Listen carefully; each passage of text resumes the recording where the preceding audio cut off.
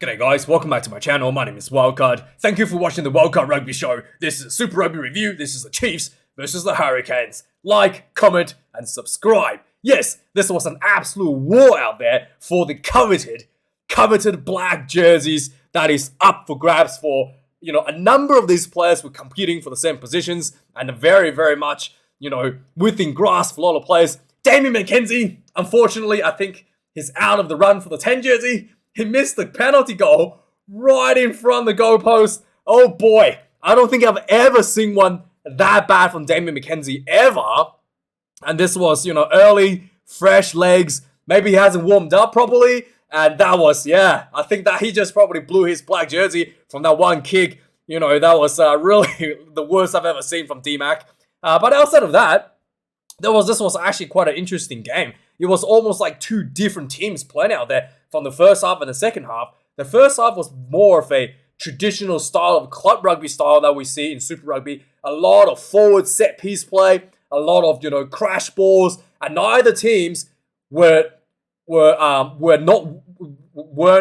happy with just taking 3 points. Both teams were pushing for those tries, backing themselves in their set piece, and obviously D-Mac lost his confidence after missing the first penalty goal. But that was pretty much the first half. Both teams going toe-to-toe. There was a red card against the Hurricanes to Tupo. That did not deter the Hurricanes from trying to run the ball in for the tries. In fact, the Hurricanes played better with 14 players on the field. And then only for the Chiefs to follow up with their own 14-man plan. Bo Shear went off the field. And then that gave the Chiefs another boost. A kind of, maybe I wouldn't say a boost. That gave the Chiefs a little bit change in their dynamic as well. And even with two players in the bin, neither team was just like kicking for 3 points. So which was really interesting to see. And second half, it was almost like they just turned a page on the playbook. Then it was almost just like a test match in the second half. And I think this is probably what the Rugby Championship at the very high level is going to look like. Extremely disciplined, good defense, and a lot of, just outstanding fast-paced kicking game, a lot of high ball pressure, a lot of jockeying for territory, and just impenetrable defense, forwards pressure, rush defense, and it was just brutal, absolutely brutal rugby, and it ultimately came down to just a tiny bit of mistake here and there in defense, a tiny bit of mistake that a breakdown, giving away the penalties, and then determining the results of the game. The Chiefs, especially after that rather lackluster performance in the first half, they came out much better in the second half and put the Hurricanes to the sword. Hurricanes was leading 14 points to nil at halftime for the Chiefs to level the game, 17 points to 17, only for the Hurricanes to finally pull themselves ahead in the last minute of the game to win the match with a penalty goal. So this was an absolutely incredible game of rugby, and I think it was like a really packed out crowd. We've been very happy after getting the money's worth out of this incredible match, absolutely incredible match. And with that being said, let's have a look at the match stats of the game. 2 tries apiece, with all the attempts for both teams going for the tries in the first half. A lot of, I think, ballsy decisions, really backing themselves with the confidence. And, even with 14 players, they backed themselves. I thought that was really good. And I thought surely with the 14 players on the field, there was going to be more tries being scored. But no, only 2 tries being scored for both teams. 2 tries for the Chiefs in the second half, 2 tries for the Hurricanes in the first half. 450 run meters for the Hurricanes, 378 run meters for the Chiefs. 17 turnovers conceded for the Chiefs. Hurricanes 18 turnovers. Like, the handling was not quite crisp enough at points of the game. Really, that's probably why they weren't able to convert more of that their dominance into points. The Chiefs 130 tackles made, 17 missed tackles. That is world class. Hurricanes equally world class, 102 tackles made, 11 missed tackles overall. And here's what I think.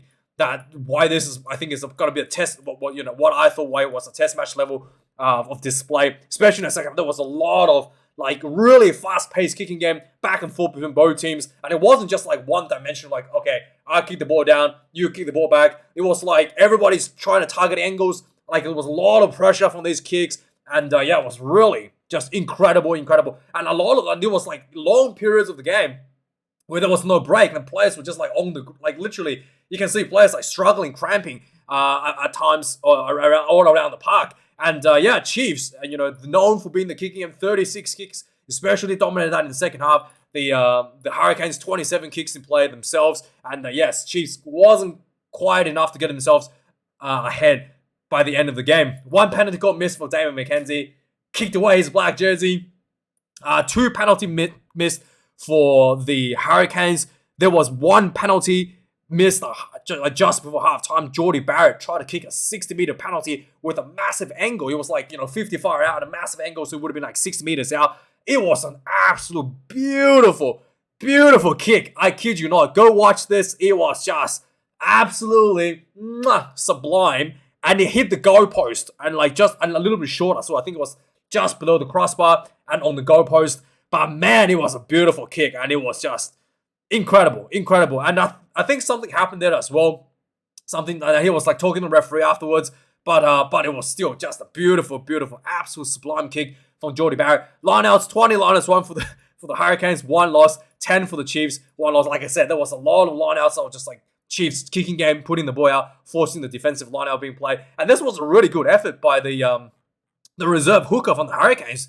Literally made no mistake because, Tupu was sent off less than 10 minutes. So the reserve hooker, James O'Reilly, had to play the rest of the game, and he did a really, really good job keeping that line, especially considering how much they pressured the line out. That he really held himself together, and that's I was really that was really great effort. Honestly, that was a world-class effort from him. 8 scrums for the Chiefs, 2 scrums for the Hurricanes, 1 loss for the Chiefs, 0 for the Hurricanes. And this is the one part I think the Chiefs really hurt themselves a little bit. 15 penalties conceded. Oh boy. Yeah, if the Hurricanes went for those kicking options, the Chiefs would have been a lot worse off. 6 penalties conceded for the Hurricanes. The Hurricanes conceded 5 penalties within 10 minutes. Literally, 5 penalties conceded within 10 minutes, and then only to concede 1 penalty for the remainder of the game. I don't even think that's right. That can't be right. I think that's not right, but very disappointing performance by the Hurricanes. 6, I don't think it's right. It's probably 7 or 8. But there was the Hurricanes came out really bad. 5 penalties in a row, and then only to really cruise the rest of the game without any issues. Like I said, there was a red card, and there was a yellow card to Naholo. I thought there was a yellow card to Naholo was a bit crazy. There was a breakaway for Narawa, and Naholo in offside position trying to pick out the ball and thought the ball was out, and the referee's like, no. And then he didn't even touch the ball, but the referee still thought that he interfered with the play. Yellow card. Yeah, pretty tough there. The Chiefs had a yellow card for what was it? What was the yellow card for? I think it was a repeated penalty? I think it was. No, it was. That was stupid. I remember.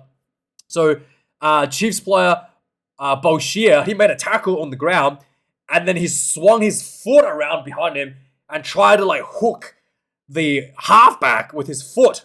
Yes, I know. I don't even know how that's even gonna work. Why he thought he should try that, but he tried to hook the halfback with his leg, and as the halfback was trying to get up, and the referee said nope, yellow card. It was a little bit hard to see on the replay, but if you go back and watch it, he looked almost like he went follow through with his momentum, but his leg was clearly in an angle like this. He did a movement like this with his leg, like a hooking movement with his leg. So it wasn't a natural movement from his leg when he essentially hooked the halfback. What's his name? TJ Perenara there. So it was a bit of a weird situation, and if you watch it again, it was very obvious that he deliberately done so. Anyway, let's quickly recap the game. So yes, this game started off 3 minutes in. Chiefs had a penalty, could have kicked 3 points, opted not to kick, and then it was Hurricanes under a lot of pressure. The Chiefs went for the line out, and they blocked their own line out with the poor execution, so it diffused immediately. And after this, 7 minutes in the game, Tupu sent off, red card, high hit on Vai. I thought this probably should be a yellow because Vai was ducking very low, and everybody was very low, ducking down. And it was a big hit on Vai's head, but I thought it should have been mitigated down to yellow, but no, red card. And despite that, the Hurricanes kicked up another gear. D-Mac tried to kick 3 points following this red card, missed right in front, kicked away his black jersey, and I think the pressure got to him, mate. If you can't handle pressure, D-Mac, you're not gonna Not gonna play for the All Blacks at 10 if you can't handle the jersey. You can't handle the pressure. All right. 12 minutes into the game, the Chiefs had a line out. They obstructed, losing the option there. And then despite having to play in the bin, the Hurricanes actually came out starting to play some really good rugby. Larkai has been a really instrumental player in just linking up a lot of these plays. So he kind of got the ball center field. Nice little short pass to his big man, Numia.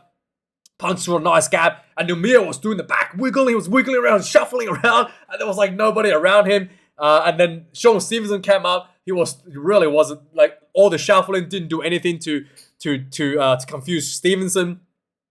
And then Stevenson like grabbed him, but it was just too big. Kept his leg pumping, went over for the try. 7 points to nil to the Chiefs. Bo Shield was sent off 24 minutes for the hook. 32 minutes of the game. Hurricanes won for the set piece. They won for the line out. Again, Larkai took the ball out of the line out from the maul. Nice little flat pass to Yosei. Yosei threw an inside ball where Josh Morby crashed into the 9-10 channel. He punched straight through. And he linked up with a nice little pop, offload to Jordy Barrett. Jordy Barrett ran in for the try, 14 points to nil. 40 minutes in the game, Jordy Barrett, 60-meter attempt for the penalty. Beautiful kick, missed just by a little bit, but yeah, it was still really nice. And second half, so first half was poor out of the Chiefs. Second half starts, Chiefs was just like much better, much more energetic. Chiefs literally less than a minute into the game.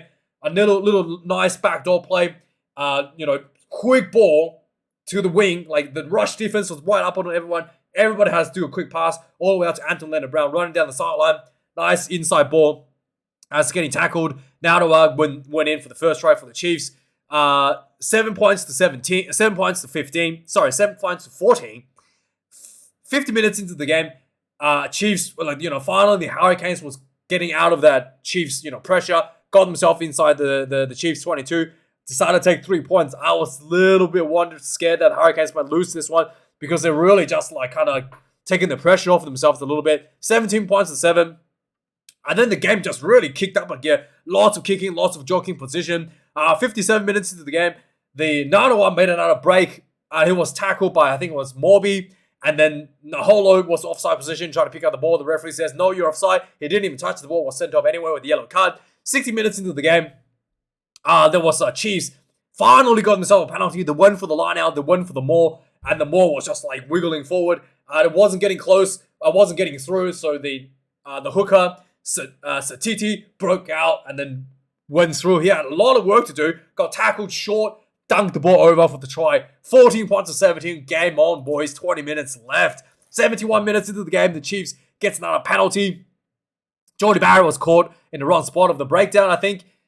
Kicked this one through. D-Mac, 17 points to 17. And then finally, 76 minutes into the game, Salesi Riasi, the impact player coming off the bench, fresh legs, made a nice breakthrough mid center field. I think it was like a little bit of a kicking game. He like found a gap from the bit of a poor kick from the Chiefs. He ran through a little gap, offload to Yosei. The ball was just like knocked back by the Chiefs, and there was just bouncing on the ground. Everybody was trying to pick the ball up. There was a Hurricane's hand touched the ball. It looked like the hollow ground of the ball, and it was probably game over for the Chiefs.